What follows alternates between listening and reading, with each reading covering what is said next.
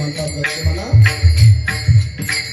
अरे हातामध्ये निरंजनी घेऊन घराच्या उंबरठ्यामध्ये उर्मिला समयची वाट पुढे सरसवून उडी देवा. त्या उर्मिलेची परवानगी घेऊन आला तर मी तुला वनवासाला नेऊ शकतो देवा.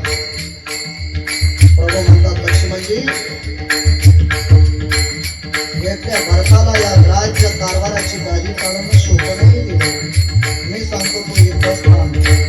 त्यावेळेस महाराज